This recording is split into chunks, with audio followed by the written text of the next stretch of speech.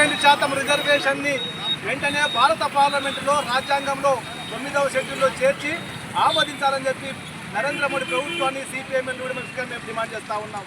ఇవాళ ఆర్మూరు బంద్ పాటించినటువంటి ప్రజలందరికీ వ్యాపారస్తులందరికీ కూడా న్యూ డెమోక్రసీ తరఫున ధన్యవాదాలు తెలియజేస్తూ ఉన్నాం. ఎందుకంటే అనేక సంవత్సరాల నుంచి జనాభా ప్రాతిపదికన రిజర్వేషన్ ఉండాలని చెప్పి ఒక డిమాండు ప్రభుత్వాల ముందు ఉన్నది. ఇవాళ తెలంగాణ రాష్ట్రంలో 52% బీసీలు ఉన్నారు. అట్లాంటి బీసీలకు అన్యాయం చేస్తున్నారు.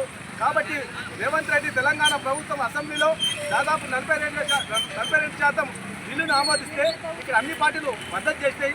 కానీ ఇవాళ భారత గవర్నర్ ఆమోదించలేదు. అదేవిధంగా పార్లమెంటులో చేర్చి ఆమోదించమని చెప్తే ఉలుకు పలుకు లేకుండా తప్పించుకునేటువంటి ప్రయత్నం చేస్తూ ఉన్నారు.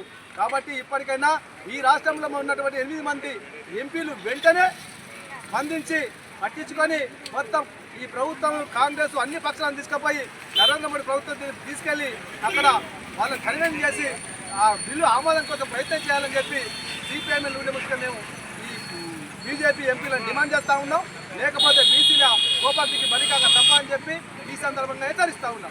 ఎప్పటికప్పుడు వార్తలను వీక్షించేందుకు Q9 న్యూస్ ని సబ్స్క్రైబ్ చేసుకోండి, లైక్ చేయండి, షేర్ చేయండి. విలువైన సమాచారాన్ని ముందుగా మీరే తెలుసుకునేందుకు బెల్ బటన్ ని క్లిక్ చేయండి.